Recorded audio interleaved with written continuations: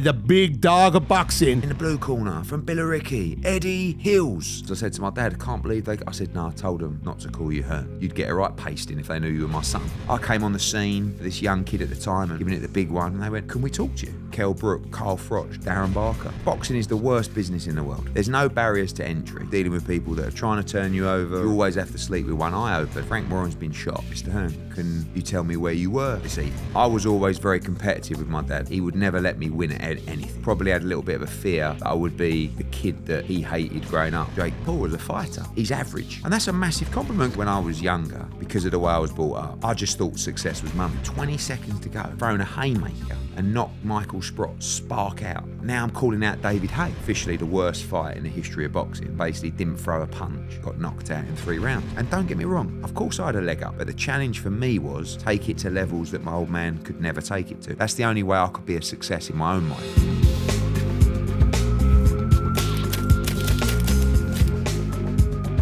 Welcome back to the Criminal Connection podcast, and this episode is proudly brought to you by Betovo.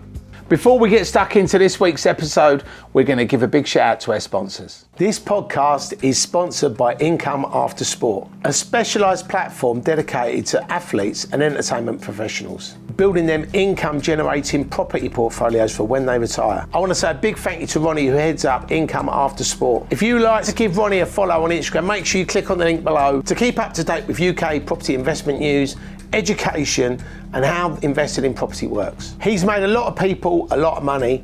Make sure you give him a follow. Let's take a quick moment, folks. Now, you know me, I don't just get behind anything. It's got to be the real deal. So let me tell you a little bit about the Sporting Club. This isn't just your average members club. It's where business meets sport, and let me tell you, it's a game changer. I was at their Sports Award Gala dinner recently, rubbing shoulders with legends like Gary Player, to Jackie Stewart, Harry Redknapp, Gareth Southgate, Daley Thompson. It was a proper class event. And trust me, their events are packed with inspiration, connections and stories that you'll be sharing with your friends for weeks. Now, as a member, you'll get access to their swanky lounges, and 5 in London alone, and with cities like Birmingham, Manchester, Leeds, Cardiff and many more. Perfect for meetings, work, or just kicking back. They don't just do posh chairs and coffee. They're hooking you up with exclusive events and a business matchmaking service that actually works. Deals get done there. Simple as that. Here's the kicker.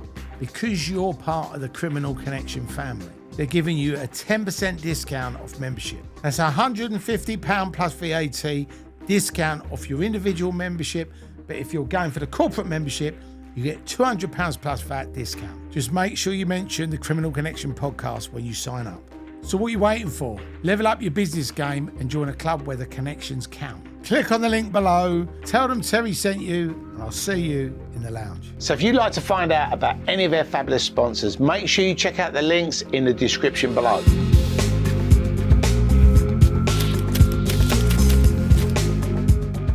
Welcome back to the Criminal Connection podcast. My name's Terry Stone, and today we're joined by the big dog of boxing. His name is Eddie, the Hitman Hearn. Please put your hands together. Eddie, welcome to the show. Thanks, Terry. Woo. Thanks, mate. I think when Michael Buffer retires, I was actually going to say, you're the natural. What I was going to say is, I know his price has gone up. So if you want the Temu version, I'm available. You know, I like it. On Google, I think it says Michael Buffer charges $1 million a night. Right. So, yeah, not quite. Who would have thought it, though, that Michael Buffer would have... I mean, he's the voice of boxing, isn't he? Yeah. And actually, you know, his brother does UFC, Bruce Buffer. Yeah. He's the ring announcer for UFC, but he's created a great living, obviously patented Let's Get Ready to Rumble. Right. So he's the only one that can say it. Right, I didn't know that. Yeah. Right. And he's made a good living out of it. I saw Bruce, because I went to that UFC thing in Manchester, but I didn't think he was as good as Michael. I think Michael's just got it's that. a lot of shouting, isn't it, with a UFC? Do you know what I mean? Yeah. Bruce is like, you know. But what did you think of that UFC? Because it was like 3 o'clock in the morning main event, wasn't it? I'll be honest with you, like I'm a massive fight fan for UFC and boxing, but for me, when I went up there, I took my son, because a pal of mine, he's the managing director of Crypto.com, so he got some nice seats. And he said, come up, have a night out, blah, blah, blah. So we went up there, had dinner, but like you arrive at midnight. Yeah. So, and the main event weren't till sort of 6:30 in the morning. Yeah, and me and my son were like that. And even my son, he's only 17, he said to me, Dad, we got to go now. So you come out and it was like pure sunshine. We missed it. Yeah. We missed it. I mean, it was raining in Manchester. Yeah. I mean, it always seems to rain in Manchester. But No, it wasn't. I know that they're trying to appeal to their American audience, but that's what I love about the boxing in Saudi, because you can watch it at a normal time here. Yeah. What time is it there? Is it 3 hours in So front? actually, the main event on Saturday was 1 a.m. So which was 11 p.m. But normally it's a little bit earlier. We're actually toying with start times now for our UK shows, because notoriously boxing sort of starts at 11 o'clock. We try and actually bring it a bit earlier, Right. like to 9 p.m. start time. I think people like to watch it that time. Obviously, you've got match of the day 10:30. Right. But also people in the arena. It's just understanding the culture. I think the culture's changed a little bit of going out. I mean, I'm a bit off the scene now, but when I was younger, obviously you wanted to go out, you go to a pub, then you go to a club, and so on. But now I just feel like people want to leave the boxing and then potentially go out after. So to leave the arena at 10 o'clock still gives you time to either get home if you don't want to be out late, or go on after.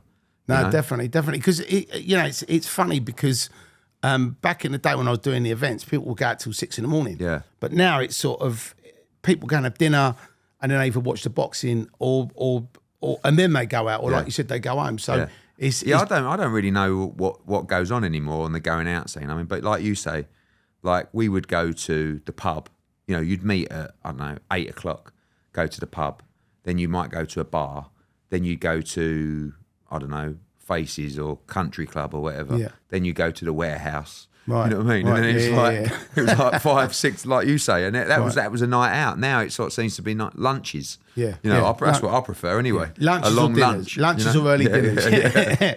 Obviously, I called you Eddie, the hitman Hearn, earlier, and I think it goes without saying that you have created some massive stars in all the things that Matchroom have done, from boxing to snooker to darts.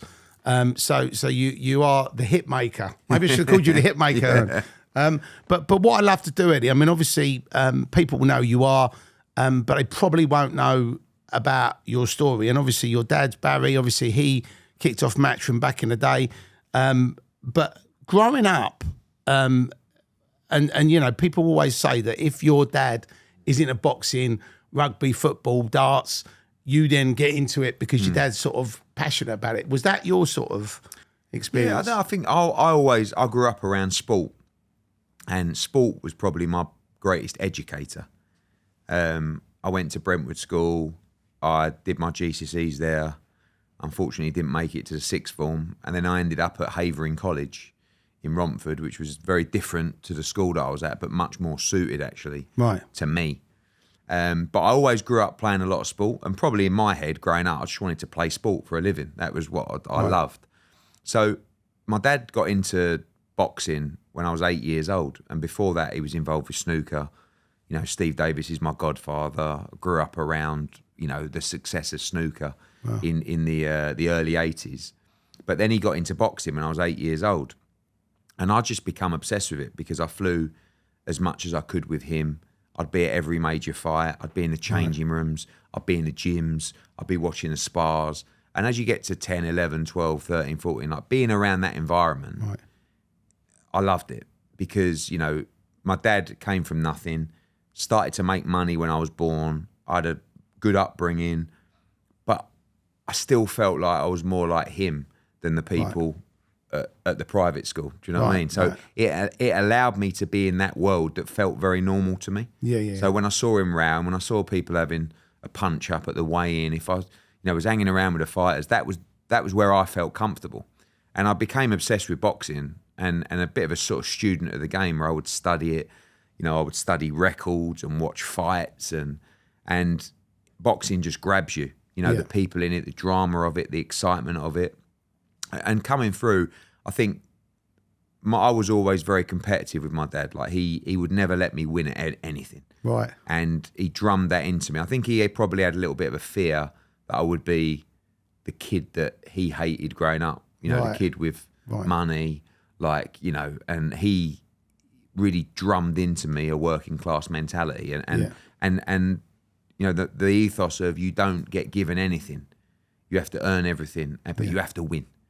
Like he's obsessed with money, he's obsessed with winning, and that's all that matters. And he sort of drummed that into me over the years. So when I was coming through, I never really thought, because everyone said to me, oh, you ain't going to have to work when you're older. You're just going to have to go and you get a job with your dad. But I never really wanted to do that. So when I was 18, I went into the industry, into the sports management industry, but never thinking I was going to work for Matchroom, just doing my own thing. And it probably took me like 6-7 years before I thought to myself, actually, now I've got all this experience and knowledge, my heart feels like I should be putting it into our company and our legacy, the family legacy. And you know, my dad says a lot, you know, you're my project. I said, oh, thanks, Dad. I appreciate that. There's nothing like a bit of love, but I built you to carry on what I built, and that's where we're at now. Amazing. I mean, my wife says that to me. Yeah. She said, when I married you, I saw you as a project. You know, so I don't know if it's a good or a bad thing, but I, similar to your dad, obviously I didn't go to private school, but my kids did, and I think having that, like you talk about the working class mentality, I think it's really important because a lot of both my son's friends are away with the fairies, and I always keep them grounded. Yeah, you know, I've took them to the boxing club. I've got them into it. Did you ever box, Ed? Yeah, I did. I boxed for Billericay Amateur Boxing Club. I had 2 stints there. One was at about 11 or 12, and the other one was at about 14. And I in my head, I could really box and fight. You know, I grew up around obviously Naz, Eubank, Lennox Lewis, Bruno. You know, and so I thought I was the nuts. It was the Muhammad Ali of and Brentford. I was like really tall and skinny at the time, and I just loved the environment because everybody's the same in that gym. You know, it doesn't matter what you got, where you come from, what colour your skin is. You're all one in there, and that's why I feel so passionately about the clubs in the community now. And we do a lot of work around that as well. But I had a couple of fights, and it was when I was my first fight. We were fighting Dagenham, which is where my dad's from actually, and it was an away show. And I had all the gear on. I went down Charlie Maggery's shop in Bethnal Green to get all the gear. We had like sky blue kits, and you know, and I got in the ring, and I had a few fighters were there as well that came down with my dad. And they introduced me. They said, and in the blue corner from Billericay, Eddie Hills. And I was like, oh, I can't believe it. They got my name wrong. And then afterwards, I said to my dad, I can't believe I said, no, I told them not to call you Hearn. I was like, why? He went, oh, you'd get a right pasting if they knew you were my son. So he changed my name in the ring. And then just had a couple of fights. Was never really much cop. But I feel like when you talk about kids, not necessarily going soft these days, but I got 2 daughters. They drive me absolutely mad. I mean, phones, you know, just getting them to be active and doing stuff. And my youngest daughter goes to Brentwood Boxing Club now as well. She's not had any fights, but just seeing her train a couple of times a week. And what I said about everybody's the same in there. Yeah. You know, there's no shortcuts. There's no easy way out. It's just hard work for everybody. And I think it's such a great environment. And when I think about, you know, being put in that ring at 13 or whatever I was, in Dagenham, you know, just carpet tiles and a bit of rope around there, and just having a tear up, and everyone going mad, all the parents. As an education for a kid, I don't think there's anything better. Well, it's ballsy, isn't it? Yeah, but that environment, I mean, that is going to put you in such unbelievable shape for your life moving forward. Absolutely. Because it's like the ultimate pressure, isn't it? You're going in there to have a fight, and some people don't get it. Right. You know, sometimes when I go to my kids' school now, I'd say, you know, to the teachers, have you thought about maybe introducing a bit of boxing or something? Right. Oh, God, blimey, no, you know, absolutely not. So you don't understand. You know, you think rugby, you're like, rugby's very good for you. I said, same kind of concept, tough sport, you know, but the same thing for boxing. And boxing gave me a lot, really. You know, it taught me a lot about life. And, those early experiences, you know, I feel like put me in a really good position. Well, I think it levels you up, and also, like you said, actually having the balls to actually step in that ring and actually have a fight with somebody. You know, if you don't train, you're going to get hurt. Yeah. And for you, then going down the career you've gone down, Eddie, you know, you can speak from experience. You know what it's like to obviously do it. Do you know what I mean? So because a lot of people, you know, don't know your origin story. They probably think, oh, you know, you was born into it and your dad went, here you go, son. But they didn't know about that sort of, like you said, 7 or 8 years. I you get that a actually lot, grafted. you know, especially when I first moved into boxing, which was about 16 years ago, and started promoting. Everyone just thought that, like you said, he's carrying on from his dad. But no one really realises that from 8 or 9, you know, I would go to Jim McDonald's house, you know, Francis and Pope. I would stay with him. I'd be in training camp with him. I'd watch them meticulously. You know, even down to the business. You know, I'd sell programs at all the shows at York Hall, standing outside, you know, getting the money going around. You know, I'd work in the gym, helping out during the sparring, or I'd, you know, be selling advertising for the programs on the night, or I'd be running around with carrying the belts out. Like, it was just a pure education in the sport without really knowing it or thinking there was a future in it. It was just a passion that I had for it.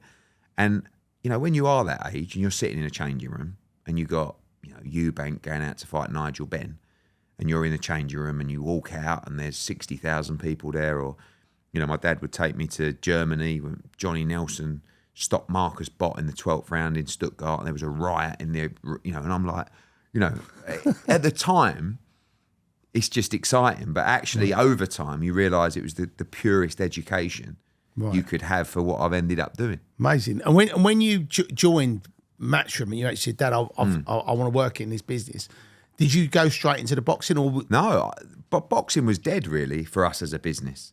Right. You know, there was 4 promoters at the time with Sky.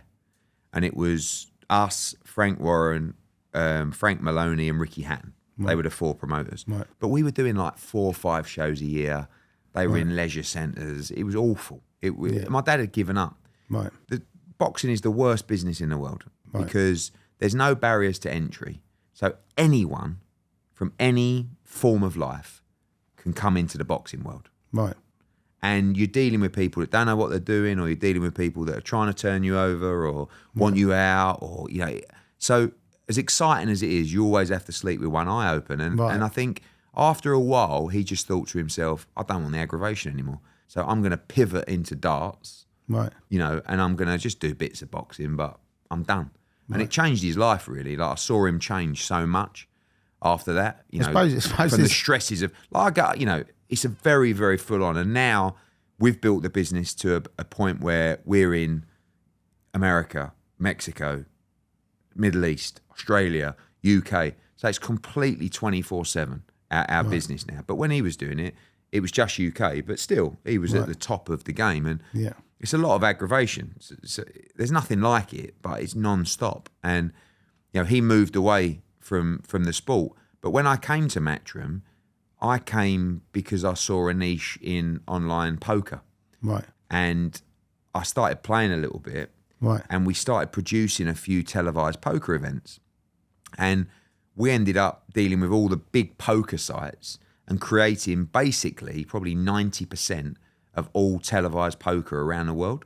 Wow. And it changed Matchroom's trajectory. We started to make a lot of money. And it was massive. You know, all these poker sites wanted their brands out there. They wanted these televised content. You know, we had Poker Million, Premier League Poker, the World Open, the European Open, the big game. Like, and I was just fascinated by the characters in the game. Right. And a similar model to the success that Matchroom had in the past of snooker. You know, it's about creating the characters. You know, you had Jimmy White, Alex Higgins, Steve Davis, Willie Thorne, you know, Tony Meo, Dennis Taylor. And everyone was a different character. Well, in poker, as you know the world as well, there's so many characters, right? And they all had nicknames. And I'm thinking, this is just great TV, right, you know. But we've got to show you their personality, and they're all sitting there. You know, there's the old guy with the shades on. You know, then there's this whiz-kiz mathematician. Then there's this crazy Russian over here, and then there's this Yank with a cowboy hat on. It was, but it was just fascinating TV, right? And it flew. And then after a while, it was only when I was in Las Vegas playing poker that I met Audley Harrison, the fighter. And he was just on my table.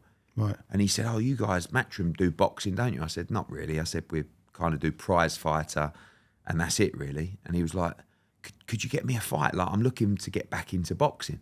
Right. So I was like, yeah. I said, what I could do is I'll put you in prize fighter, the heavyweight prize fighter, and I think you'll win that. And when you win that, I'll get you a European title shot. And when you win that, I'll put you in with David Hay, who was the world heavyweight champion. And he's like, you reckon? I didn't know what I was talking about, really. I was just blagging it. I was like, yeah, because I knew he was a name. And I'm looking at him. He said, Adonis, you know. Because did he win the gold at the Olympics? He won gold at the Olympics, but then he managed and promoted his own career. And he got to like British title level. And he got beat and he kept making bad decisions. But he was desperate at the time, pretty much. So I came off the table and I called my old man. I said, I've just met Audley Harrison. And he went, what does he want? I see him get beat. He wants to be his own promoter, you know. But I said, well, he wants to get back into boxing. And I think I could put him in prize fighter. I think he'll win that. And then maybe we could get him a shot at the European title. And if he won that, I think we could get him in for the world heavyweight title. And he's like, are you mad? I went, well, look. He went, listen, boy. He went, you're on your own. I said, I ain't getting involved in boxing or him. So anyway, cut a long story short, got him into prize fighter. He won it. Then I said, we're going to put you in the European title. So I got him a European title shot, Alexandra Palace, did the show myself. Right. And he tore his pec in the second round and fought with one arm. Anyway, lost every round. And with 20 seconds to go, he's just thrown a haymaker and knocked Michael Sprott's spark out at Alexandra Palace. And I'm like, now I'm calling out David Hay, right? Anyway, we fly out to Vegas. I've got the fight. We've signed the fight, Audley Harrison against David Hay for the world heavyweight title at Manchester. And I'm thinking, we're going to win this. I'm going to have the world heavyweight champion. Right. I can't believe it. Anyway, fast forward 3 months, officially the worst fight in the history of boxing. As Audley Harrison basically didn't throw a punch in Manchester and got knocked out in 3 rounds. Right. But we made a few quid. I had this incredible journey. And then I went, I'm going back to the poker. Right. And then everyone started phoning me, all the fighters.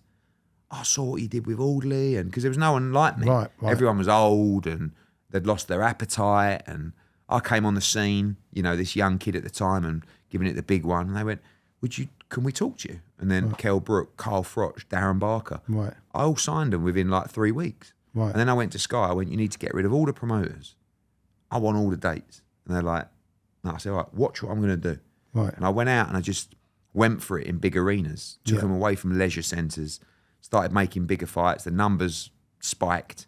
And I said, Sky, you got to give it to me. And they got rid of all the promoters and they gave me the exclusive deal. Wow. And then off we went. I mean, I've got to say, you know, I've been to a couple of your shows, Eddie, and what the one thing you do is you do it properly and it's high-end, you know what I mean? And I think when, obviously the fight last weekend with Adrian Dubois at Wembley. I mean, you know, watching that. I mean, you know, I know was because there was you, there was Frank. Yeah. Who would have thought that you guys would be working together? You know, it's like, you know, my dad and Frank Warren were massive rivals. Right. Massive rivals. I mean, you know, I remember sitting at home once and the gate goes and I look outside and there's a couple of police cars. So I'm like, my dad lets him in. And they said, Mr. Hearn, can you tell me where you were this evening? He said, yeah, on that sofa. Been here all night. He said, okay. He said, Frank Warren's been shot. And do you know anyone that might hold a grudge against Mr. Warren? He said, my son Eddie. No, I was a baby. And he said, rule out Mother Teresa, but everyone else is a suspect. And, you know, that was the rival. You know, it was like that intense growing up. And when I got into the game, that kind of fed through me, that rivalry. Right. So we were just not doing business with Frank Warren. And it was just something that we don't do as a family. That talks to the enemy. You know what I mean? Yeah, basically. And unbelievably, we never spoke for 15 years. Wow. We worked in the same industry. We were 1 and 2, whichever way you want to flip it over the years, you know. Right. And we never spoke. We never made one fight in 15 years. And we never, ever spoke. And Turki Alalshikh from Saudi Arabia comes in and says, look, I don't care about promoters and networks. I just want to make the fights. So we're going to do this card. AJ's on it. Frank, your fighters are on it. And you and Eddie are going to work together, right? So sort it out. Right. And we're like, right. So George Warren, who's a real good guy, is Frank's son, kind of brought us together. Right. and we had to do a press conference together. This is nearly a year ago now. And George said, I need you and my dad to have a meet before the presser because you've got to just, like, you've never met each other. So we went into a back room at Wembley and went in, and I opened the door. I just remember Frank sort of, like, you know, sitting on this table, you know, at the back. So I've gone up to him and I just said, "You all right?" And he's gone, "Yeah, you're right." And the one thing with me is because I'm next to AJ a lot, people don't realise the size of me as well. I'm 6'5", but next to AJ, I look about 5'8". Right. You know, so I'm sort of, and he's quite small, and I'm sort of towering out, and he's like looking up at me, saying, "He's a lump." I don't know. And I said, "Listen, I know everything that's happened, but I think we got a chance here to do something pretty special." And he's like, I said, "So you won't have any problem with me. Let's just get on with it and make money." And he went, "All right." Boom. But from there, now we've done 6 or 7 shows together. Right. I've started to realise that there are a lot of similarities between the families. Right. Do you know what I mean? Like, they, you know, my dad and him kind of come from the same kind of upbringing. They actually knew each other. You know, my dad used to be involved with clubs and bars, putting fruit machines in. Right. You know, Frank would, I think, run some clubs and stuff like that. And so they were from the same world. Obviously, they both worked in boxing. Right. Then they both made money. Then they both had kids who ended up working in the industry. Right. Do you know what I mean? Family is very important to both. You know, you see that. So I actually started to realise, actually, funnily enough, you're quite similar. My old man always said to me, "You'll like Frank. You know, we just don't do business with him. Right. But he's good company," and, you know, and now we're doing so much together. Right. And it's really refreshing for the sport. Absolutely. Because we're making fights like that now. Right. Whereas in the past, we go, he's with Warren, we ain't doing that fight, and vice versa. And now you're just seeing all the best fights. So that show at Wembley was obviously Saudi's involvement, but me and Frank are promoting it, and running it, and we've got our fighters on. And it's been an amazing tournament. It's given, I think, boxing a big boost, but also me. Right. Because years and years, you imagine, like, you're like this all the time. He does an interview, Eddie earns this, Eddie earns that. He's trying to sign my fighter, I'm trying to sign his fighter. He's trying to block me there, I'm trying to block him there. I'm slagging him off in that interview, he's slagging me off. And it's like, gets a bit draining after a while. Did you say to him it's business, it's not personal? But we didn't, I mean, again, I think he always looked at me. I said to my old man a while ago, I said, if you were promoting and I came along and started doing interviews and, you know, taking shots at you and stuff like that, what do you think you'd think of me? He'd go, "Fucking hell, I'd want to stick one straight on your chin. You are one." You know, and actually I could see that. And I think that's what our Frank felt as well. Right. But that relationship coming together, I never thought it would happen. But it's actually been, it's been really good for the sport. And also for me personally. I mean, you know, I know it's a cliche, but you are making boxing great again. Yeah, I know, yeah. But money, you know, people go, "Oh, it's just money." But 100%, money brought us together. There's no doubt about it. Without any money, you're not going to get the fights. But when we got together, we actually realised this is actually quite enjoyable. Yeah. And you know what? We can also make that fight and that fight and that fight. So, yeah, I mean, he's 73. He's a great survivor, Warren. Yeah. He's 73. Yeah. I don't want to be doing this when I'm 73. You know, I mean, I'm 45. I've been doing it for 16 years. It's my life and I love it. And I'm not sure I could ever walk away. Right. But the aggravation of it day by day, I mean, there's a better life out there. I take it you're going to say to the girls, "Come on, girls." No, I don't know. I mean, I think if I had sons, then maybe I'd be kicking them in. But right. I'm not sure about the girls in the boxing. But I think, like any parent, you know, you just want, I think the most important thing is to have a passion. Yeah. For something. I don't care what it is. You know, and I'd probably rather they weren't in the business. Right. But if they have a passion for it, if they wake up and say, "I want to carry on what my dad and my granddad built," then I love that. Right. If they have a passion for, I don't know, dance or theatre or football or whatever, I don't care what it is. But I think a life without passion is not a life. You know, and I think success is individually interpreted. Yeah. And I think it changes over the years. You know, when I was younger, because of the way I was brought up, because my dad's thirsty man and just wants to win business, money, bomb. I just thought success was money. Right. You know, I thought it was having a load of money in the bank, having a great business, great job, big house, plenty of cars. That's what success was to me. And sometimes I used to probably look at other people that didn't have that and think they weren't successful. Right. But as you get older, that changes, and maybe what you've built helps change that perception. Do you wind your dad up? You put your arm around him and go, Dad, I told you. Yeah. I wind him up all the time. I said, what have I done for you? He goes, I gave you a decent start. If it weren't for me, you'd just be in a snooker. Exactly. I said, you'd still be out there trying to break even. But we wind each other up all the time. Brilliant. And Brilliant. he's involved with snooker, darts. I run all the boxing, but I'm chairman of the company now. Right. But he's 75. Right. And he retired about 5 years ago, but he hasn't really retired. I mean, and I don't want him to. No. Because it's the same thing that I said about the passion. I think if he stepped back and then all of a sudden, he loves his fishing, he loves his golf, but it's not the same. Well, there's an old saying, if you retire, you die. Basically, and I think how wonderful is it to have that father and son relationship where you've built business together and you can, take on the mantle and you've improved it. And like you said, the Turki Alalshikh of the world coming to the table, getting all these fights made, because I think it was maybe 2 or 3 years ago, people were complaining, the fights ain't being made, it's the boxing shit.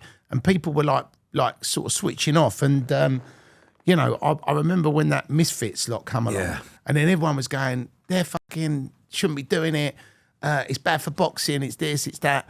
And I looked at it from a sort of, because I'm a fan's perspective, and I thought, well, actually, I'm not going to want to watch. I'll watch it for the entertainment, but I wouldn't watch it and think, oh, these guys are going to be as good as Ricky Hatton or Marvin Hagler or Mike Tyson. But I watched it and I thought, what they're doing is they're putting eyeballs on boxing. So if you watch that, people that ain't going to watch boxing are getting into it via that. So it's like a pathway to the proper stuff.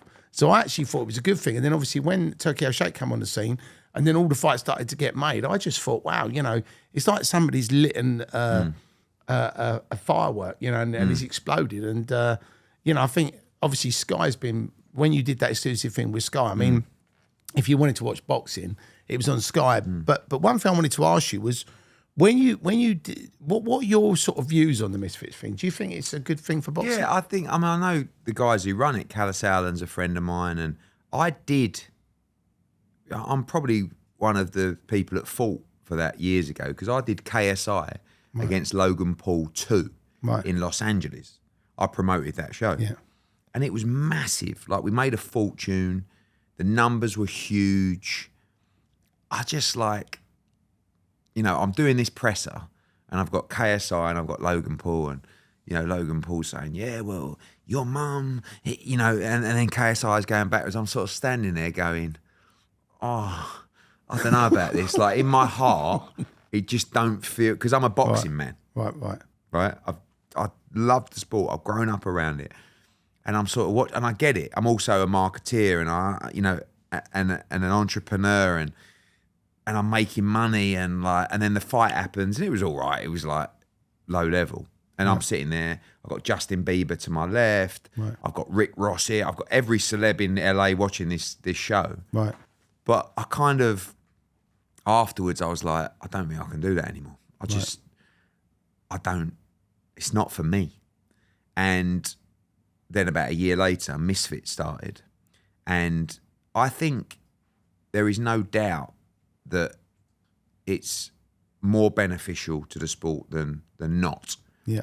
The key is trying to convert those people that are watching Misfits into real boxing, like you said. Because the argument is that people that watch Misfits don't watch real boxing. Now, maybe that's because the real boxing product is not or was not good enough. Right. Do you know what I mean? Or exciting enough. But I think, like you said, now, I think a lot of those younger people that might be getting into boxing via Misfits are migrating to watch Joshua Dubois at Wembley or Bivol Betovo or Fury Usyk or all these massive fights that are getting made now. So, I don't mind it. I mean, it's just the world that we live in, isn't it? That, you got these crazy people who, with all due respect, don't have much talent, but are making fortunes. Right. by building a following. I say don't have much talent. I mean, you know, to be a content creator, some of the sharpest people that I've met are people like KSI, Logan Paul, even Jake Paul. Right. You know, they're very good at creating content. They're very good at building a fan base, driving subscribers, and that's a very similar concept to the world of boxing, as well. So yeah, it's not really something I really enjoy to watch, but a few people I know have had fights. You know, Adam Brooks, who's a friend of mine, he's had a couple of fights. Yeah. It's quite funny, you know, but when he fought Rhino, because Rhino's an old pal of mine. You're right, yeah. And I thought he's going to come unstuck it because Rhino sleeps in the gym, right? Yeah. And lives in it. But I mean, he put him out, didn't he? I know. And then he got beat in the one after, Adam. Yeah. But he's also my age. He's 45, you know, so it's just, but he's always been game, Adam. Yeah. And when he beat Rhino, he actually had a fight before that. And we all went down to York Hall on a Sunday night, and it was hilarious. And, you know, he's all right. He's had a bit of fun and had a few quid out of it. But, you know, it's a buzz. And I think, you know, it shares a platform with us on DAZN as well now. The ratings are very good. Yeah. But we just got to try and show them. Hopefully they get interested in boxing. And then we show them the real stuff. Yeah. You know? But that's what, because a lot of people that I know, like when my kids were growing up, you know, and they were like 14, 15, they were getting into that. And now they're sort of 17, 19. Yeah. You know, they're now, but they was already boxing fans because I'd sit them down and make them watch the fight. But the Misfits thing, all of their mates are watching it because they follow KSI or whoever. Who's going to win out of Logan Paul and Tyson? Oh, Jake Paul and Tyson. Sorry, Jake, sorry. I knew it was one of them. I don't like it, to be honest with you, Terry. I mean, like, I've actually got a fight on the undercard. Katie Taylor's fighting Amanda Serrano. And the fight makes me really uncomfortable, the Mike Tyson fight, because he's 58. Right. Right? And Jake Paul, although he's not nothing special as a boxer, he is only 27, 28, and he's a strong boy. Yeah. And when I was at the LA show we did recently, I sat next to Mike Tyson, and he's getting on. Right. You know, like when you have a conversation with him, you really don't feel like this guy should be fighting. And actually, the reality is he retired from the sport, I don't know, over 20 years ago. Right. And when he retired from the sport, he was shot to pieces. Right. So it's 20 years on. You know, he's had a interesting life since. Yeah. Likes to smoke his weed. The movie's starting now, isn't he? In The Hangover. But he shouldn't be fighting. It's dangerous, really. Yeah. And I think when you look at Tyson was one of my heroes growing up. I mean, he was boxing. Did you read his book? No, I haven't. No, but I mean, it's a big book, 400 pages, but it's so traumatic growing up with him. Sure, and then seeing what he went through, the people took advantage of him. Well, that I feel like that's kind of happening now. Right. I mean, look, he's old enough to make his own decisions. Right. But that's really when, like, fighters will always fight.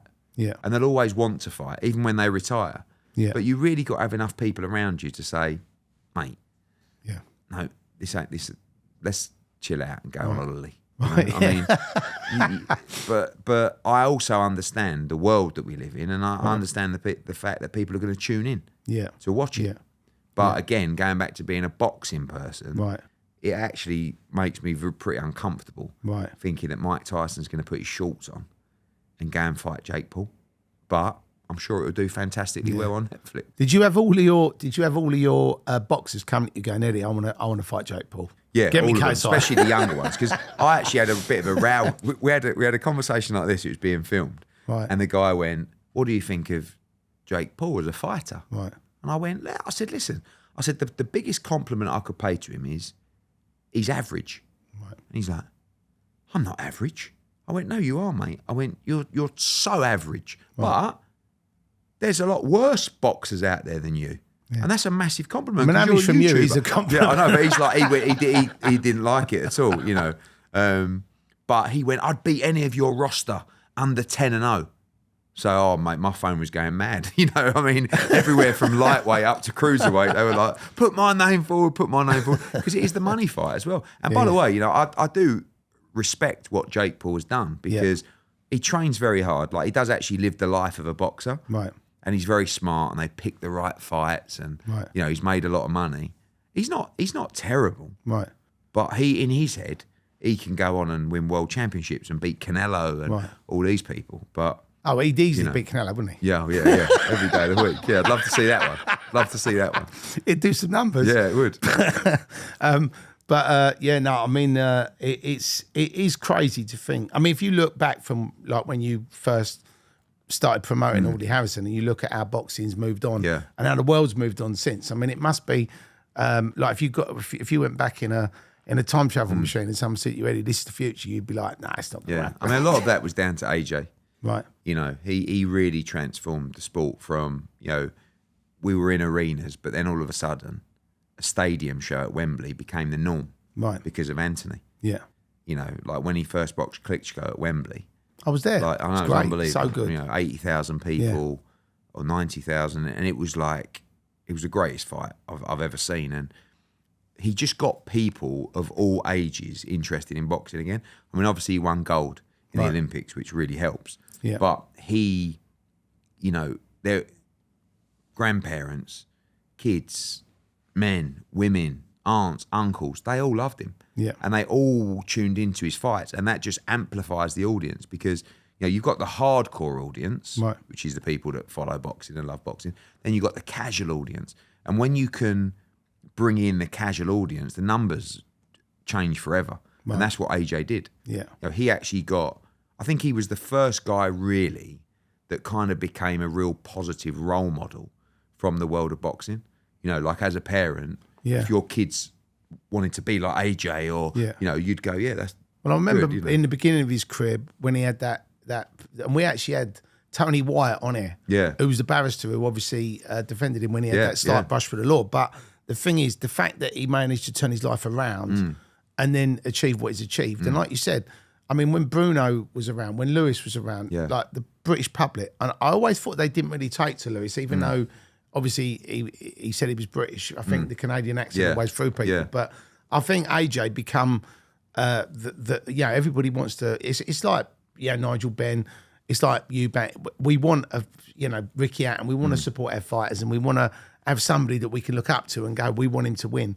And I think what he did. I mean, I watched him right from the beginning when he had his first fight, right through all the way through. And I mean, obviously, when he fought Usyk, he obviously. I think the second fight he had against him, he put up a really good show. Did, yeah. But I mean, Usyk's like a different gravy, isn't he? I mean, So good. nobody gave him a chance when he said he was moving up. Yeah. Everyone was going, when he fights somebody, and when he fought Chisora, I did half think that Yeah. he'd put it on. Do you know what I mean? Yeah, To get little yeah. people. I mean, it was behind closed doors, that fight. It was quite strange. Right. And it was a weird night because it was during COVID. So you imagine you're in an arena that's all kind of draped off Yeah. and it's just 100 people. And they're all like officials and Right. commentators. And you got Usyk fighting Chisora in there. You could hear a pin drop. Right. So it's a weird environment. And Chisora's a handful, but especially back then. And he just stuck it on. He just went for him. And, Right. you know, Usyk was a bit overcome in the opening 3 rounds. But actually, it was quite a close fight. And Right. I think the kind of thought process after that was you just got to stick it on him. Right. You're the bigger man, and AJ, you can go in there and just Yeah. overwhelm him with your size and your power. But he's so good, Usyk. Yeah. That the first fight against AJ, I mean, he was unbelievable.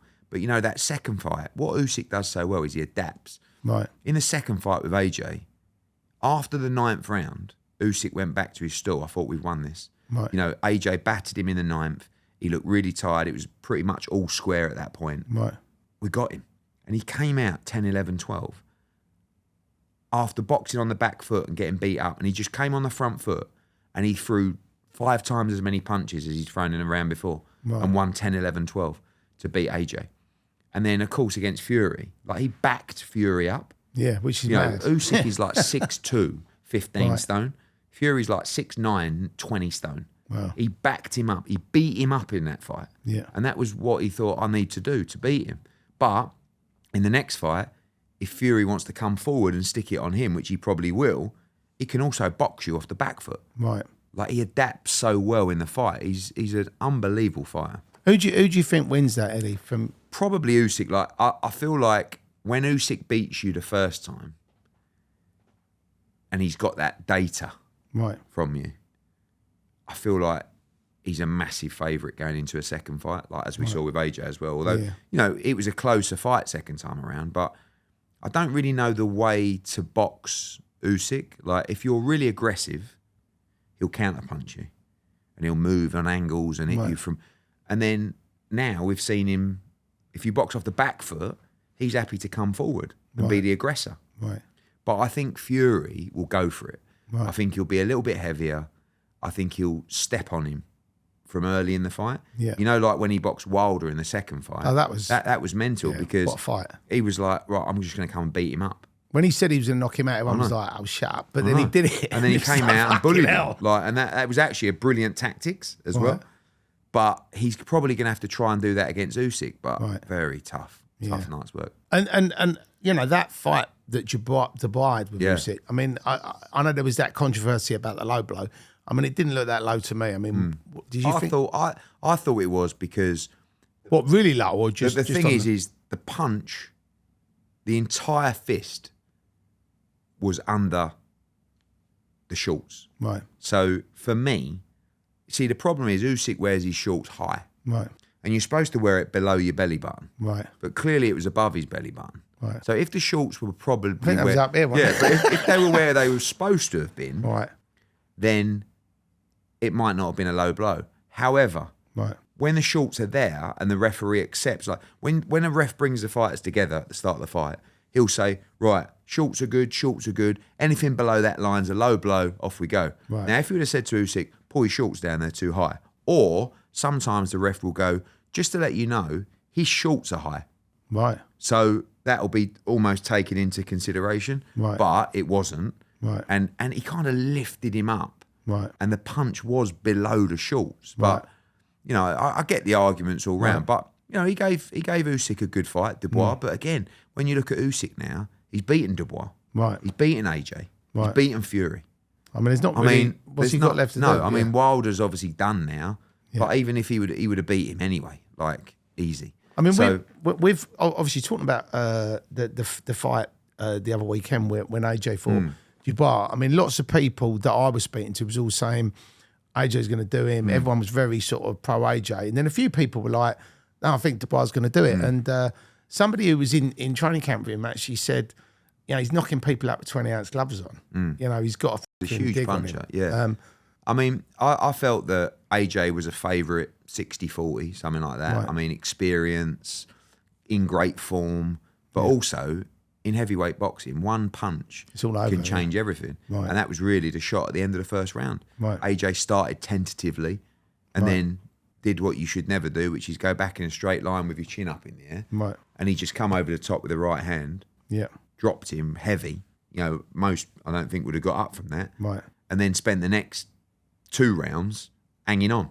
Right. And he showed a lot of heart, AJ. I mean, he you never can't- quit, you never can't gave knock him up. for No. that, no. And then in the 4th round, just started to get himself back a little bit, landed one good shot.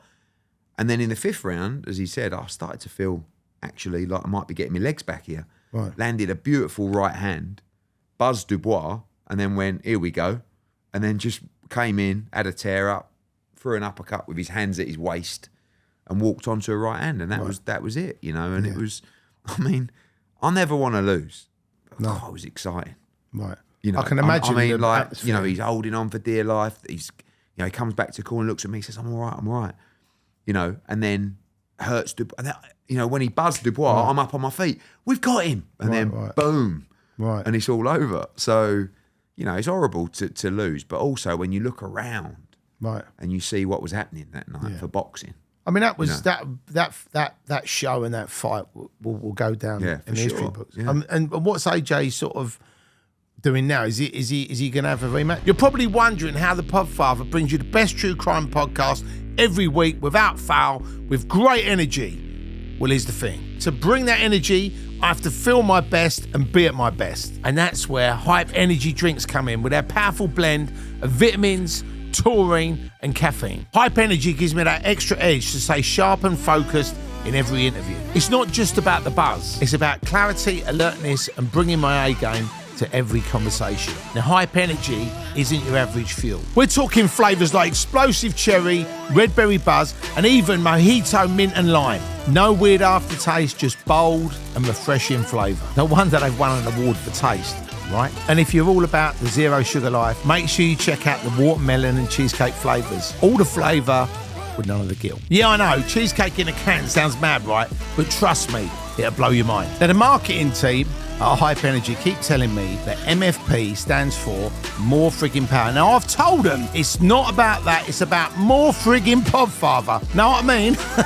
And lucky for you lot, if you want to try it out, go to the checkout and type in Podfather in the offer code and get 20% off. Not only that, if you use this exclusive code, you'll be entered into a competition prize draw where you'll be in with a chance to win a Hype goodie bag signed by yours truly. And 5 lucky winners will get a 3-month supply of Hype. So let's get into it. The Podfather is officially powered by Hype Energy drinks, because when you feel your best, you're at your best. Introducing a proper raw men's fashion brand that has untamed energy inspired by relentless warriors while remaining cheeky and rebellious. Simeon Saboteur is not just about style. This brand is a movement and a rebellion against the ordinary. This clothing is crafted for those that face life head on. Our new collection fuses classic design with modern edge. If you want to express your true warrior identity, strength and boldness, then join our tribe of real modern men. Explore our collection of casual wear, active gear and statement pieces that are as unique as you are. Our new collection is now live, and as a special treat for our Criminal Connection podcast crew, use this fantastic discount code BANANA5 on the checkout for an exclusive 5% discount off your first order. Visit www.simeonsaboteur.com. Check them out in the link below. I want to say a huge thanks to our sponsors, Fragrance du Bois. Now, for those of you that don't know about Fragrance du Bois, where have you been? It is one of the leading luxury fragrances, only available in Harrods, Selfridges and Neiman Marcus in New York. They've got so many different fragrances for men, for women. All of the fragrances are unisex, so make sure you get involved and sample the delights of Fragrance du Bois. For all the Criminal Connection podcast crew, we've got a special discount for you. 10% off. All you need to do when you click on the link below and choose your luxury fragrance is to put in CCPOD10 for the 10% discount. I spoke to him this morning. It's his birthday actually today, 35, which is amazing. You know, we don't know where the years have gone, but he's got a decision now to make in the next couple of weeks. Do I rematch Dubois in February, or do I just chill out and wait for the Usyk Fury fight? Right. Because obviously everybody wants to see AJ against Fury. Yeah. AJ's got probably 2 to 3 fights left anyway. So the rematch, he likes the rematch with Dubois because he wants to win the world heavyweight title. Right. He got beat, so his pride says, I know I can beat him. I want another crack at him. Right. But then the business says, well, hold on.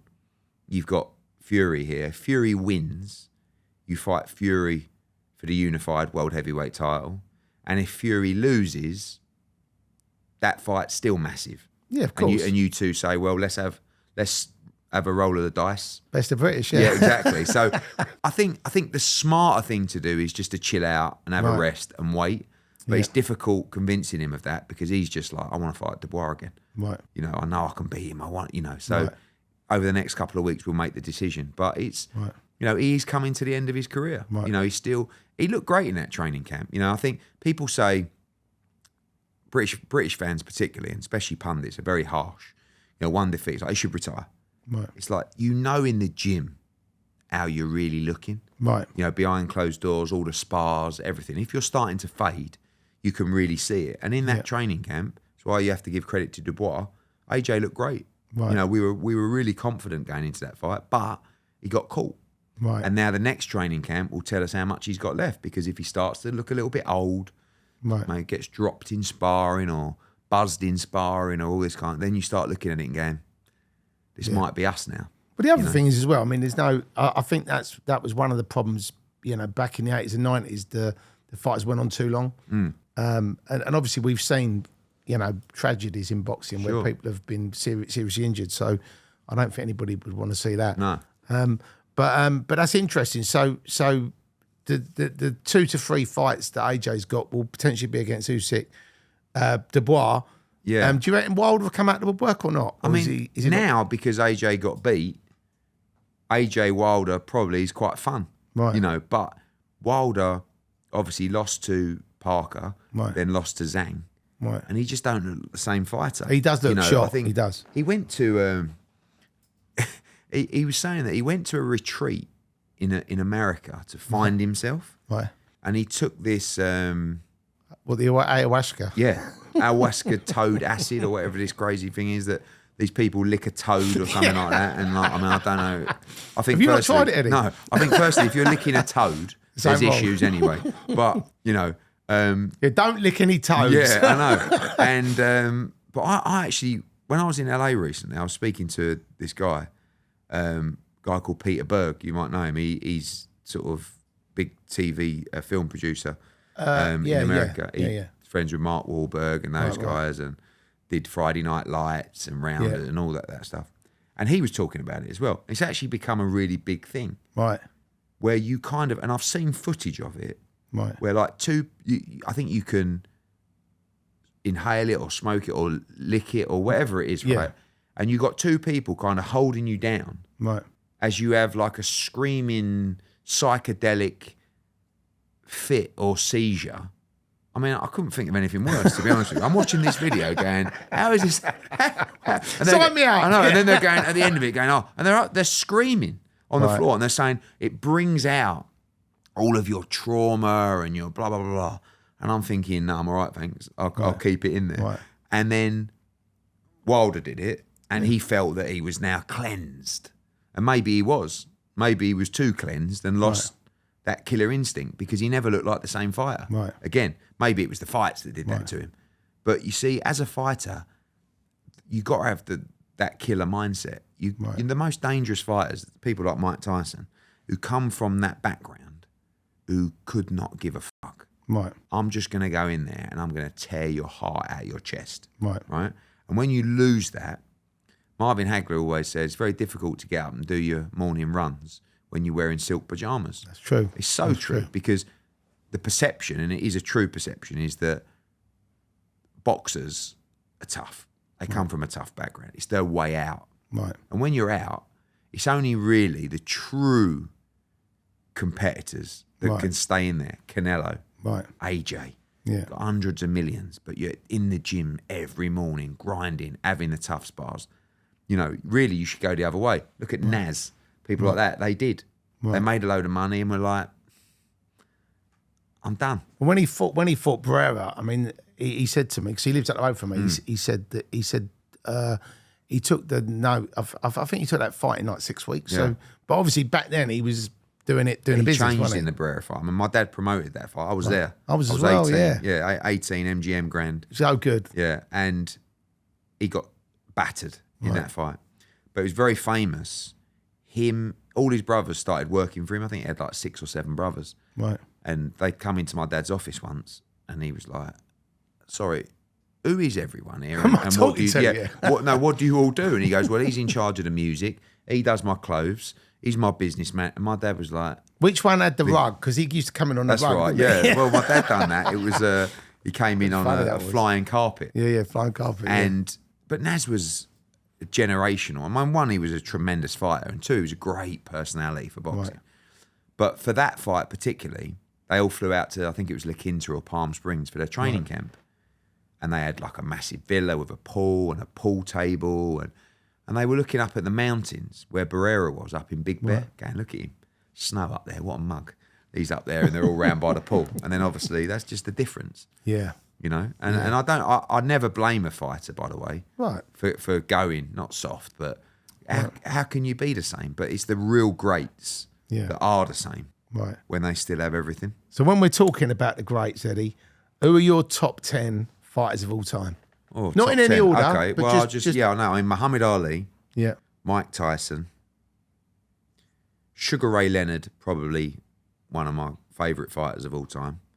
You have to put Sugar Ray Robinson in there. I've watched footage of him, but it's obviously well before my time. But right, everybody says, and then there's a couple that might not be so well known, and one is a guy called Meldrick Taylor, right, who I grew up watching a lot of. He actually fought Julio Cesar Chavez Jr. and battered him. and got stopped with about 20 seconds to go in the 12th round. That actually would have changed his whole career. A guy called Pernell Whitaker, which was probably the greatest defensive fighter of all time.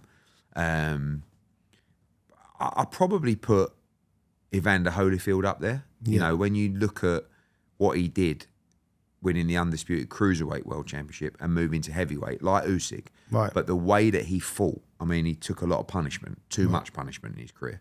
But if you go back and you watch like the Holyfield fights with Riddick Bowe, you're talking about a guy who's 15 stone fighting a 20 stone man, standing in front of him, trading with him and taking it all.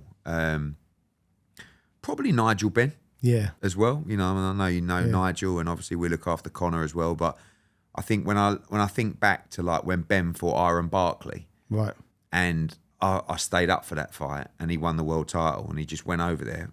Bell went for the first round, and just came out and just let him have it, and took a load, and it's a bit like the McClellan fight, really, as well, you know. And then I'll probably throw in a guy called Mike McCullum as well. He was amazing, the body snatcher, who knocked out Michael Watson. Actually, my dad promoted that fight as well. Right.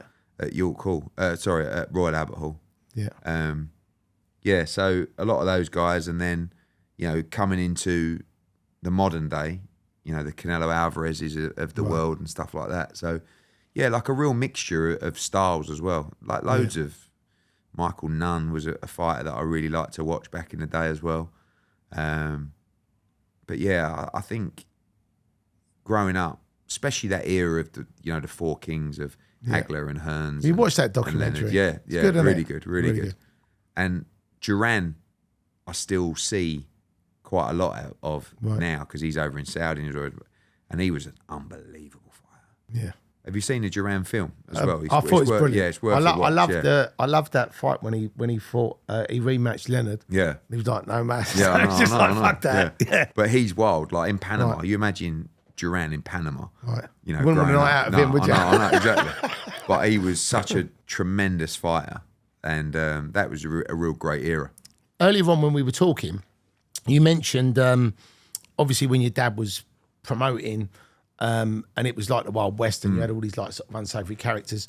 There's always been like an underlying thing in boxing about crime. In America, obviously there was the mafia, they were fixing fights. The perception in boxing is that, you know, there's all these unsavoury characters. I have to say that, you know, I've been working in boxing for 16 years. Right. And I don't believe that's really the case. As I said earlier, there's no real barriers to entry. It's probably boxing. On the lower end, right? On the upper end, it's all corporate. I think that there's no barriers to entry in boxing. So anybody, it's not like becoming a lawyer. Right. You know, where you have to go through this system and take your exams, and then you have to, you know, get your certificates, and tomorrow you could wake up and say, I'm going to go into boxing. And then in 2 weeks' time, you could be in my office and I'll say, all right, Terry, what's happened here? And you say, oh, I'm managing fighters now. Right. And by the way, you know, those 6 you've got signed, they're all with me. Right. So let's talk. Right. You know, and that's the strange thing about boxing. Right. It's almost like one of the attractions of the wildness of boxing is that you like, people pop up from all over the place because it's boxing. Yeah. And because everybody loves boxing. Yeah. People with money gravitate towards it and say, I want to be involved. Right. You know? When I was at school, it was actually quite funny because I was an academic, but my careers advisor said, what do you want to do when you... And I said, I want to be a boxing promoter. Yeah, really, and he actually said, no, seriously, what do you want to do? Yeah. And at the time, I was Barry Hearn, Frank Warren.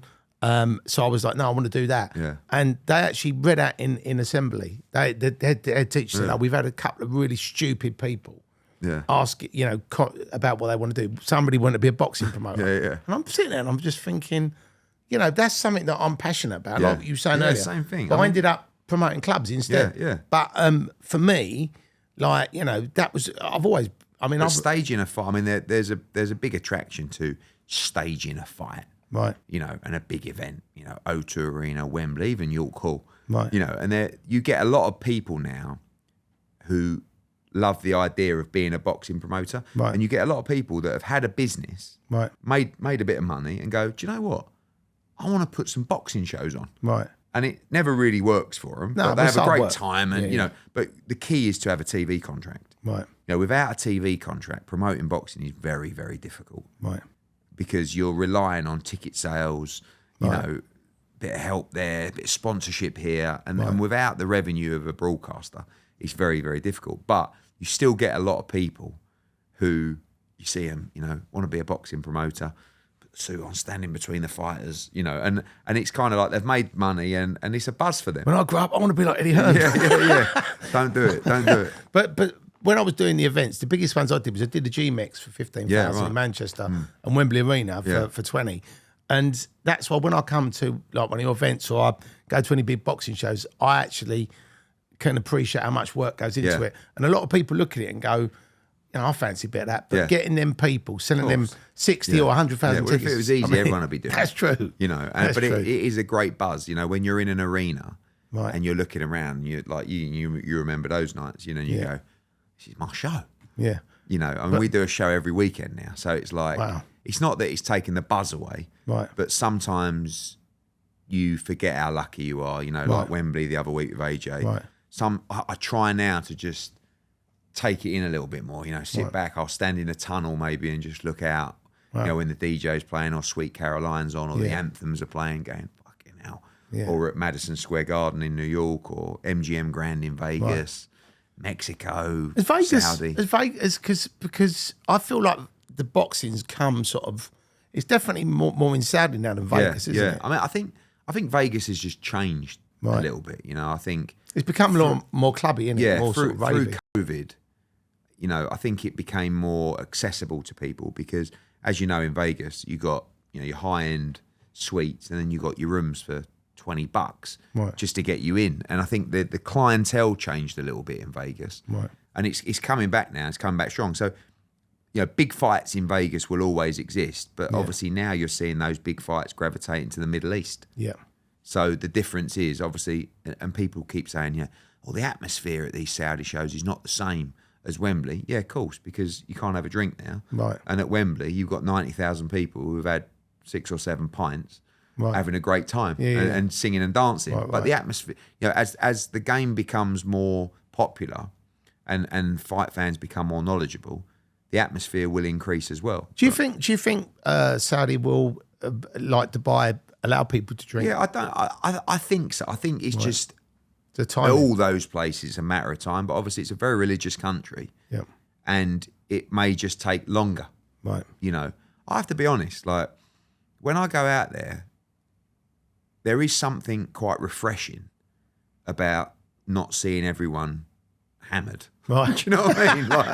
Like when I walk down the tunnel back to the change room, people are going to me, Eddie, great show, mate.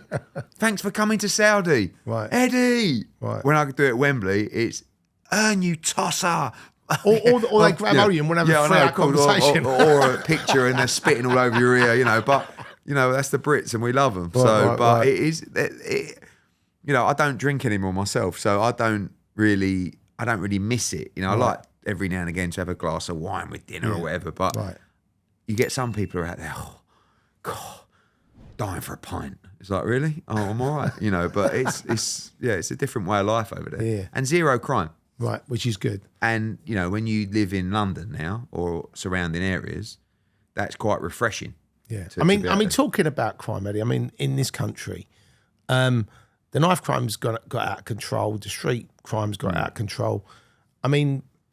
What you said earlier about getting the boxing in the schools, I honestly think that they need to do something like to instill some discipline and respect into these kids because they're growing up in the state. They haven't really got any role models, and they think actually if I do this, I can get that watch or that pair of trainers. They're not thinking, actually I could actually get off the estate and do something good with my life. I had an interesting conversation with someone on Instagram the other day because I did an interview. And I think you got 2 problems. One is the problem at the root, and the other one is the problem of what do we do now?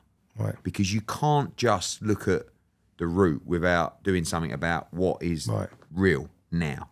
And I said in an interview that you need to bring in standardised punishments and penalties for people carrying knives. Yeah. Right? I said 10 years, but call it 5 years, whatever it is. But it has to be a clear line. For kids to have zero fear of carrying a machete or a samurai, or what's the other knives called? The zombie ones. Zombie knives, right? Yeah. What? And if you get caught with it, what happens? I mean, it should be a standardised penalty of 5, 10 years, whatever it is. You get caught with a knife on the street, you're going straight inside. Yeah. That's number one. And this person said to me, who runs like stuff for kids who are, got problems at home. No, Eddie, the problem is it's way before that. I said, I know. Like, kids don't just all of a sudden go, oh, no, give me that. And they're prepared to carry or stab someone. Right. It comes from the problems that they've had at home, the lack of role models, the lack of opportunities, trauma, right. Lack of whatever it is. So we need to help that as well. But if we don't stop what's going on out there now, we are going to go down the pan and everyone's going to leave. Right. Right? Because you get to a situation where, you've got a new government, tax is going to go up, and people who are making money or have big businesses go, like, I don't want to pay a load of tax to live in a country where my kids aren't even safe in Brentwood, let alone in the East End somewhere. I mean, that's Romford, all these areas, out of control. Ilford, completely out of control and unsafe. Right. I don't wear a watch anymore. Oh, see, you're the Apple one. Yeah, I know, but because what's the point? Right. Because you want to wear a watch, you want to walk, you're sitting duck, aren't you? I've had mates come out, we had people from Saudi come over recently. They went outside the hotel in the West End to make a call. Straight away, scooter, warm phone. Like, where are we living? Right. Do you know what I mean? So, but don't you, for me, the lack of punishment I had a debate recently where I was saying the great thing about Saudi is zero crime. Yeah. I'm not talking about some bits of crime. I'm talking about you could leave your wallet in the middle of the pavement, come back tomorrow, it will still be there. Right. Right? And they said to me, yeah, that's because the punishment is probably so intense. I said, well, I'm not aware, but isn't that how it should be? Right. I mean, surely that is the greatest deterrent that there could be. But growing up, I don't know about you, Eddie, but I'm sure it's the same for you. We fed the police. There was a respect. You didn't want to get in trouble with them. Do you know what I mean? Because they'd roll you up and take in a carpet and beat you. But people are too soft now and too worried about the consequences. Right. That's what I feel. Or you can't, don't stop and search someone, or don't, everyone's filming something. Oh, the reality is you have to get tough. And I feel like we're letting our country go down the pan by having that mentality. But as soon as if you are carrying a weapon or a knife on the street, I don't really care how you're treated, to be honest with you. It's not on. Right. And it's unacceptable. And that's what kids have got to be taught. So when people say, oh, there is a lack of opportunities, of course there is. But you still got to be taught the rules. The rules are the rules. Yeah. And they don't change for anyone. Right. So, oh, well, yeah, he's got a knife, or we all carry it. No, you don't, mate. See you later. Right. Stick him in the van inside. Have a nice life. Right, exactly. And people say, yeah, but that's not the solution to the problem. Well, it's the solution to the immediate problem. Right. Then we have to go back, like you said, and we're a massive funder and believer in clubs in the community, particularly boxing clubs.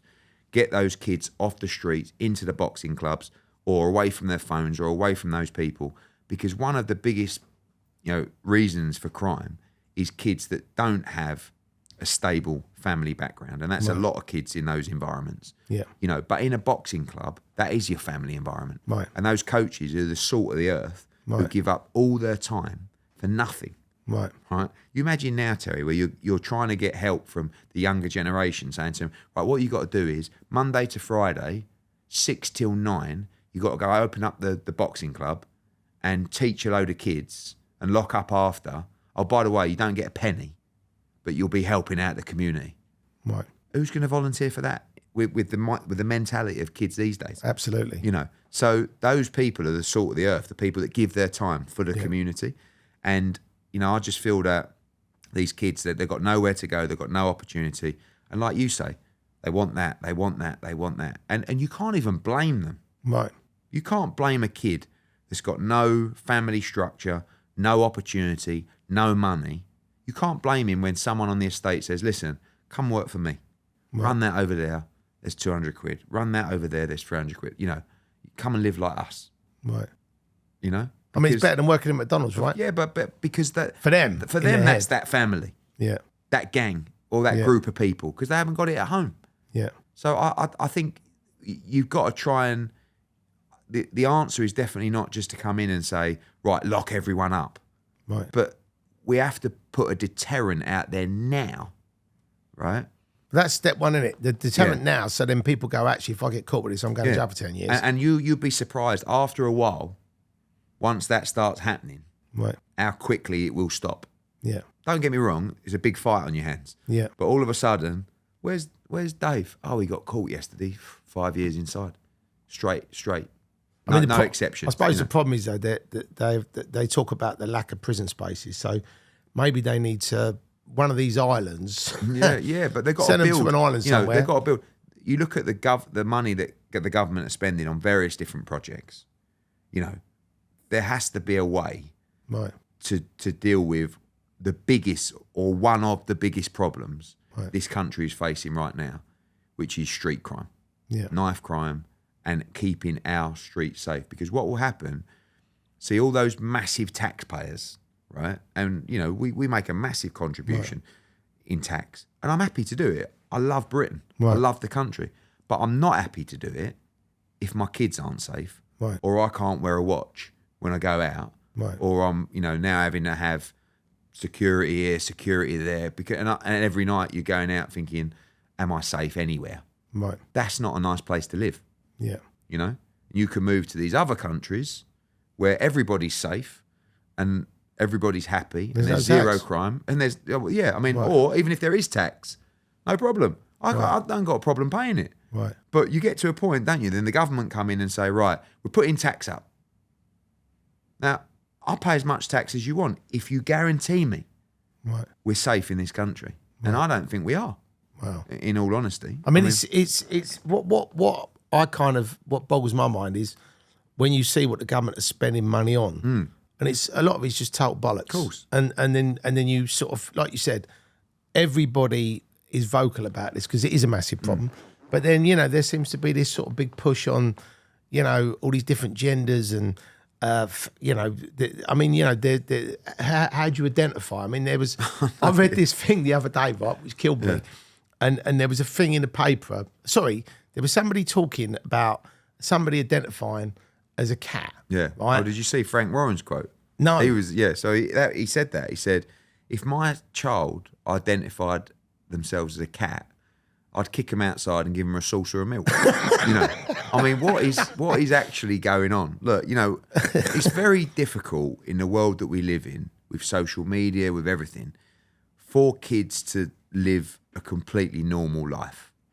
And I get that, you know, whether it's mental health, whether it's something you're born with, it's very difficult for the older generation, of which I'm, you know, probably one of, to quite understand that new world of thinking. And, you know, but we just got to try and just have a little bit of a clear mind and some common sense as to what we are doing and what we are saying. Right. And you can never win a debate, by the way, because you're going to upset someone. But, you know, I just feel that we've got to be a little bit tougher. Right. And I think that's what's missing from our younger generation. Yeah. Is that toughness. Yeah. You know, I did it the other morning with my daughter. She didn't want to go to school, right? And I said, you got to go to school, darling. She said, I'm not going to school today. I'm not going to school. You know, and it's like, okay. Now I'm just thinking to myself, I'm going to put a hole in the wall, innit? Right? And I'm like, do yourself a favour, get up. I'll be back in 2 minutes. You need to get up, go downstairs, come back. I don't feel very well. You know, and I'm thinking to myself, you know what? If I was on the floor vomiting when I was a kid, my mum would be putting my shirt on me whilst I was over the basin. Right. Do you know what I mean? And then afterwards, you go, feel better now? Right, good. Off you go. Bye. And it was like, and I wasn't brought up tough or anything, but like, we've just changed. You know, we're looking for a way out. We're looking for an excuse. We're looking to not do the work, you know? And that's like, and I always feel that because it was my best education, that sport gives you so many of the qualities that you need in life. Absolutely. Particularly boxing, right? Absolutely. Discipline, manners, respect, physical health, mental health, understanding winning and losing, teamwork, individuality, pressure. You know, all of the things that are so much more important than sitting and doing if you're a cat or Latin dog or classical. or Yeah, exactly. So it's like, but you can't win because if you have that kind of mentality, you're aggressive or you're angry or you're stressed or you should see a therapist. What's wrong with you? It's like, no, they're just driving me mental. Get up and go to work. That's what you do. That's what I say. You know, and in the end, you know, you say to your kids, listen, no one wants to go to work. I said, I've just flown back from Saudi Arabia. I've had 2 hours kip. I've got to go into London to do meetings. Do you think I want to do that? Right. No, it's what I do. Right. So get up and go to school. You know, and in the meantime, come off that phone. Right. Otherwise, I'm going to smash it up in front of you because they're all sitting there. You know, like it drives you mad. Well, I think the funniest thing, I went out to dinner with my wife and we went to a restaurant, and there was a long table of kids, probably like 20, and there was about 15 of them, and they all sat around this long table, and they sat down, and it was literally like they'd rehearsed it, and they all just went like that. I know. They were on their phone. Then the waiter came over, ordered the food back on the phone. They didn't even have a conversation. And I said to my missus, I said, I love, you know, obviously doing what we do, you have to be on the phone. But I said, I love the fact that I can just put my phone on silent, look you in the eyes and have a conversation. And I think there's not enough of that going on. And all this stuff about, you know, when I read that thing in the paper about this person. Sorry, I heard this story. And then in the paper, there was a double page spread in the Mail saying it's a real thing. These people could be furries, right? And I was like, what the fuck is a furry? And I thought, this has got to be a wind-up. And I'm not, no bullshit, right? I had a load of fucking noise out here. And there's all people, oh yeah, and all this music. And I was like, what's going on? And I went downstairs to get some lunch. And there was about fucking 300 of them out here, all dressed up, on their hands and knees, wandering about, pretending. I mean, and I was just like, the world has gone fucking mad. Totally. It really has. Totally. I mean, but that's, you imagine, like when we were growing up, that kind of thing was, and it'll get worse and worse because it becomes acceptable, you know, and I guess, you know, things that become acceptable in some ways are a good thing, but identifying as a cat, in my opinion, is probably not one of them. So if you was growing up as a kid now, who would you identify as? I don't know, like Mike Tyson probably or something like that. But like, you know, I think phones in general, you know, you made a good point. I mean, I'm on mine all the time. And it's nice to have a chat like this for an hour where actually it's just sitting there and it's face down, you know. Right. But last night, like my daughter, you know, she's 15. They have good days, bad days, dramas, you know, whatever. But they're on the phone all the time. Yeah. Snapchat. Group chats, drama. He said someone said that. It's like, and it puts them in a terrible mood. Right. So because of our row of her going to school the other day, I took the phone off her. And she got home from school and she said, can I have my phone back? I said, no. I said, tonight, you're not having your phone. I said, and tomorrow morning, you can have your phone back when I drive you to school. Oh, I've got to speak to Tilly. I've got to speak to her. I said, no. Anyway, when she got over that, we sat down and we watched a film. I bet it was lovely. Right? I'm spent 2 hours with her, like just up, like without phone for ages. Anyway, normally she'll be up on her phone all night. I'm trying to take it off her. There's argument. She goes to bed at 11:30. She's up for school at 6:30. Right. Got finished last night. She went to bed at 10:45, 10 o'clock. Woke up this morning. She's almost waking me up to go to school. I'm ready. Right, I'm ready. Because obviously she wants her phone as well. But I can't tell you, Terry, the difference in her behaviour this morning. Happy, singing. Do you know what I mean? All because it's just you're taking yourself away. You're scrolling through that stuff. All you're doing is feeding yourself with algorithms and negativity. Yeah. You know, I go through Twitter and it's like, there's this war zone here in Palestine and he got stabbed on the street yesterday and look at this shooting. And it's like, you know, you remove yourself from that world and you live in your world, which can be anything you want it to be. Yeah. Do you know what I mean? And it just gave me such a great example of actually how bad they are for you and especially for kids. Well, what I always find hilarious is that all the people that run these platforms, don't let their kids have access to it. Yeah. Do you know Well, what I they mean? know. You know, they know. Yeah.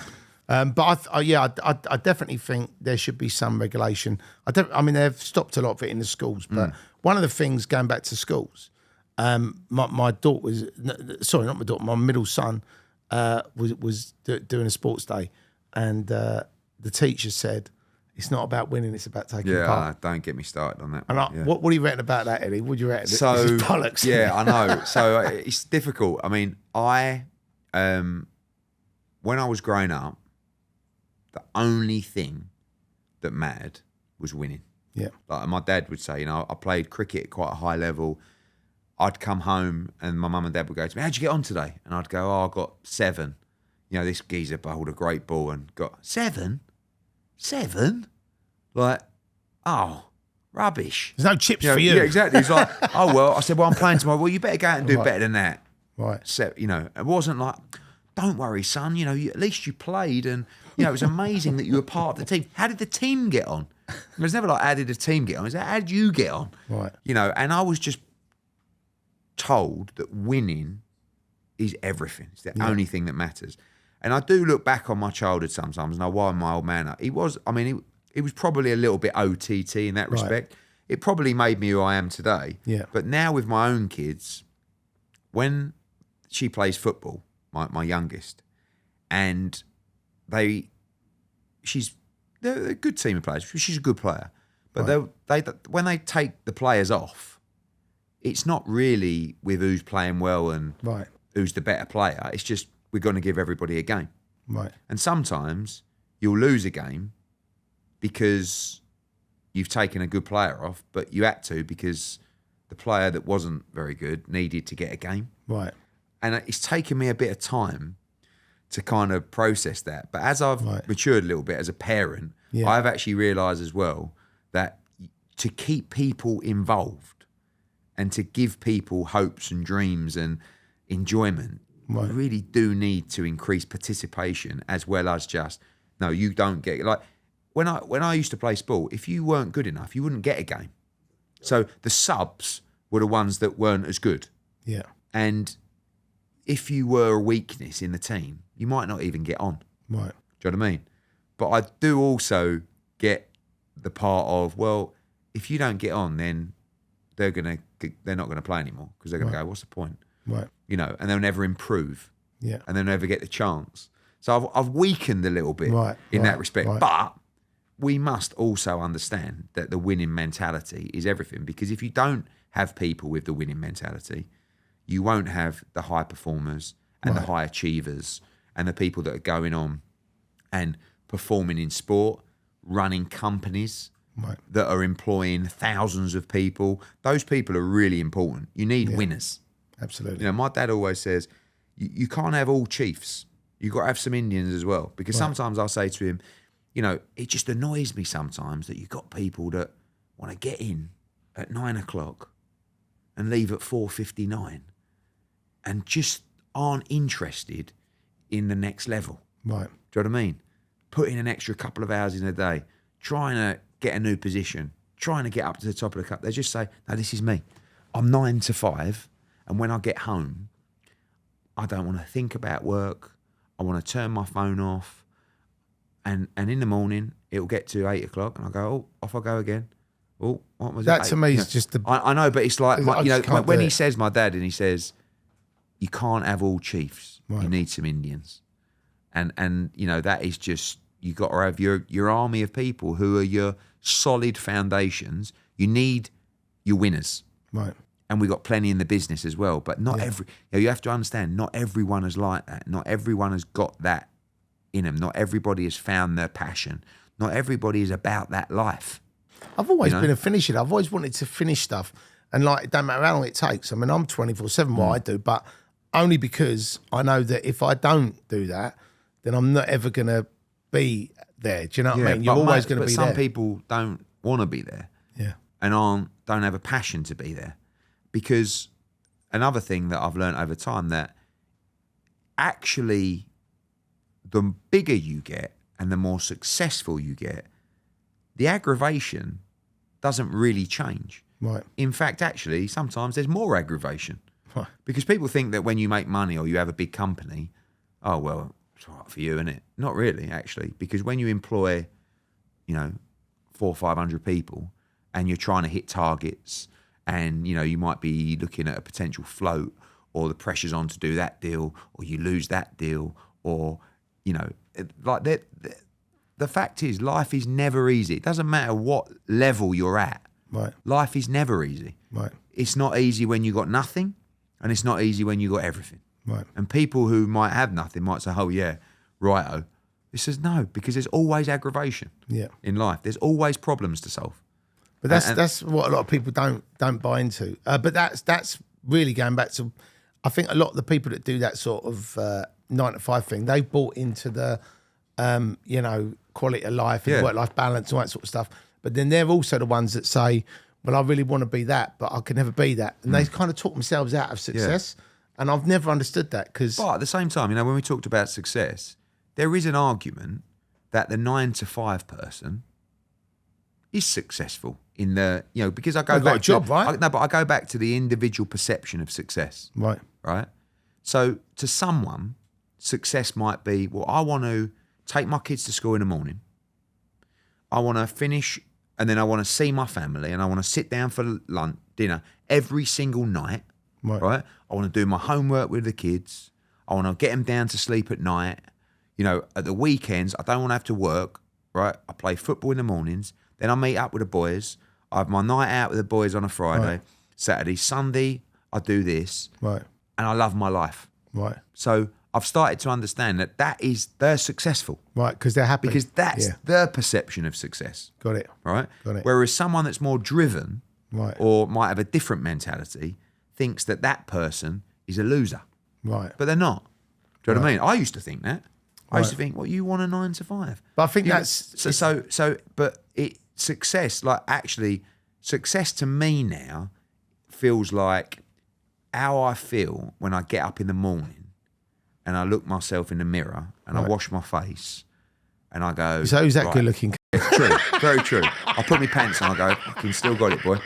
But do you understand what I'm saying? So Right. because a lot of people wake up miserable. Right. So for me, success is actually waking up and going, fucking buzzing. Right. Feel unbelievable. Yeah.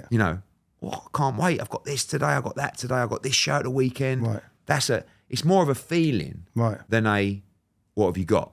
Got it. Do you know what I mean? Got it. And that's just over time that's happened to me. Don't get me wrong. Like for me, if I wasn't achieving, if I wasn't winning, if I wasn't enjoying the buzz, I don't think I'm a success. It doesn't matter how much money I've got. It doesn't Right. matter how well the company's doing. Right. If I'm not loving what I'm doing and having a spring in my step, Right. it don't mean anything. And anyone who's watching or listening to this podcast, Eddie, that has admired you and what you've done, or they're thinking of doing something, it doesn't have to be boxing, it could be just business or just winning at life. What advice would you impart to them? I think the main thing is, going back off what I just said there, is living a life of passion. And don't focus necessarily on what it is that qualifies as achievement or success. Do it with passion, but do it consistently. Right. I think consistency is the key word in anything that you do. Right. Because if you have passion for something and if you are consistent, you will get enjoyment, fulfillment, success, and maybe achievement as well. Right. Now, if you have ability and you have passion and you have consistency, you are completely unbeatable. Right. And it's only a matter of time, right? And people say, well, I didn't get the opportunity, that person knows that person. I get it sometimes a lot with me. And don't get me wrong, of course I had a leg up. I was born into a successful family. My old man instilled that mentality into me. Of course, it was easier for me to get into boxing. But the challenge for me was take it to levels that my old man could never take it to. Right. That's the only way I could be a success in my own mind, was to beat him. Right. And I've done that. But I would say to people that you have to find something that lights that fire inside you. For that, for you, it might be making films, making content, finishing that product and going, fucking hell, look at this, and seeing it, on the big screen, Yeah. or seeing it all come into fruition, I think, fucking, I don't, that's your buzz. Right. You've got to find your buzz. Yeah. Because if you don't find your buzz, you're going to sit there at 70 or 80 when your time's up and go, I never really went for it, did I? Or I never really found that one thing that kind of lit me up. Right. And probably 99% of people in the world either never find that thing, or never chase that thing, or never feel that thing. Do you think it's because they're told that they have to stay in their lane? Yeah, they don't get told that they can achieve anything. Of course, but it's very hard. Look, we're having this conversation now. Someone might be watching it who comes from a broken home, or didn't have a role model coming up, didn't have an education, didn't have opportunity. It's very easy for people to say, easy for you to say, or, well, I didn't get the opportunity. All I'm saying to you is maybe that big break may never come. Right. But if you're consistent every day with what you're doing, and you're working as hard as you possibly can, and you have a love for what you do, I promise you, you will get there in some form. Now, the level that you get to involves luck and talent. Yeah. Because if you're not good at something, it don't matter. If I wanted to be Messi or play Premier League football, and I was consistent every day, and I had a passion for it, and I worked as hard as I could every day, unfortunately, if you don't have the talent, you're never going to get to the elite levels. Right. But if you have a passion and a purpose, at least whatever level you get to, at least you've lived. Do you know what I mean? And at least you've chased, and at least you've followed your passion, your heart, your dreams. I believe you have to have a go. And everything I've done in my life has been by putting things out. Do you know what I mean? Nobody taught me how to promote clubs. No one taught me how to act. No one told me how to make films. No one told me how to do a podcast. But all this stuff has been, I'm open to opportunities, and then things come out that will work. And I think people are frightened to take opportunities. And I've always been one that if you take an opportunity, you fall over, and you realise, well, actually, like you said, you're not going to get to that level. You've had an experience, you've had a good time. But then I've always found that all those things that have happened that haven't worked out, and I'm sure you've had the same, right? They make you who you are, and you either then don't repeat that again, or you say, well, actually, that bit is not for me. As they say in boxing, losses are lessons. Right. Do you know what I mean? And when you get beat, you come again. Right. But you learn. You learn from your mistakes. You learn from your losses. And you don't want that to be repeated. And that's the same in life. Right. Every time you make a mistake, you learn from, you go again. And the one thing, that the reality of life is nothing is ever as bad as it seems. Right. And, the one thing I've learned more from my old man than anything is nothing's really a problem. Right. I might have a problem, and I'll go to see him, not so much now, but 10 years ago, growing up, I said, Dad, big problem. So-and-so, so-and-so, so-and-so. No worries, son. What you do is do this, do that, do that. Right, I'm going fishing, catch you later. And it's like, bloody hell. And you go out, you do this, you do that, and off you go. Right. And tomorrow it's not as bad. Right. So listen, don't want to end on a sour note, but one day we'll all be down there underground. So nothing really matters. But for me, I think the only thing that I fear is sitting there when my time is up, right, and going, that feeling, just going, I didn't do it, did I? I mean, there'll always be something that you could have done, right. But I just feel like, and I know when I look at my old man, I know that if he got told today that he had 48 hours to live, he would go, no problem. Oh, I've had a great life. Thank you very much. Take care. And I think that's the kind of mentality that you need to build yourself towards. Right. But you can only do that by living that life. Yeah. And if it becomes too late, then when you are that age and they say to you, you've got 48 hours to live, and you go, what? How long? Oh, blimey. Hang on a minute. I haven't done this. I haven't done that, Right. And imagine being in that position at that moment where you go, no problem. Right. Thank you. Right. I'll give everyone a little kiss and a cuddle. It's been a pleasure. Cheerio. Right. That's the mentality I want when I get to that stage. Brilliant. And what one thing that we talked about earlier was obviously you've got your own Matchroom Charitable Foundation. And it's. Do you want to talk a little bit about that, Eddie? Yeah, I mean, I think we've been lucky enough that we've made money and we've built a business, and we're not, as a family, we're not, you don't see us like, with 10 cars outside and drivers and jets and, like, we like to have a nice life, but we feel that we're in a position to give back. Right. And, my dad's always had this mentality of first you help yourself, then you help your family, then you help your community, then you help your country, then and the more wealth you accumulate, the further you can go down the list. Yeah. And he's now at the age where he really wants to make a difference in the community and to people's lives. And we set up the Matchroom Charitable Foundation, where we make a lot of contributions to inner city boxing as well, and the sports that we're involved with. But beyond that, to hospices and different charities within the community. And we talked earlier, one of them, St Francis Hospice, which is where my grandparents died, but Haven House Hospice, which is a children's hospice as well. 2 hospices that we work very closely with, and 2 places that are very important, particularly Haven's House, which as a parent, when you go down there and you sort of meet other parents and see that kids are going there, to end, unfortunately, their lives, and it's heartbreaking, and they're just up against it on a daily basis to stay open. Right. They get very little funding from the government, and it's a constant battle. And the money that is needed to make sure they can have the the medical facilities, the respite facilities, the care facilities for kids. Yeah. Anything that we can do to help them, we can. And you can never help everybody, unfortunately. But I feel like it's our obligation, especially as a local business, to help local charities as well. And Haven House is one that's very important to us. Obviously, for all our viewers and listeners, if they want to donate to your charitable trust, obviously you put your own money into that. Yeah.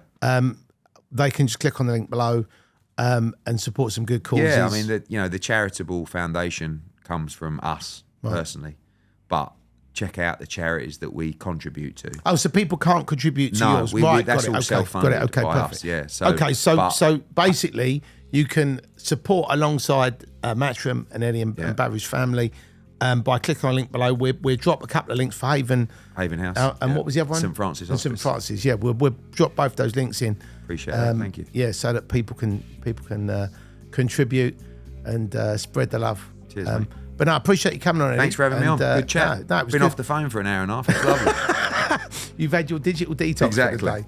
But thanks for coming. Cheers, mate. Thanks. Thanks so much for tuning into the Criminal Connection podcast. Eddie Hearn, what a legend, what a great guest. Make sure you click on the links below and donate to these charities. They need your help. Money is always needed to help good causes, and at the Criminal Connection podcast, we like doing our bit. Make sure you tune in next week. Make sure you like, make sure you subscribe, and we will see you on the other side.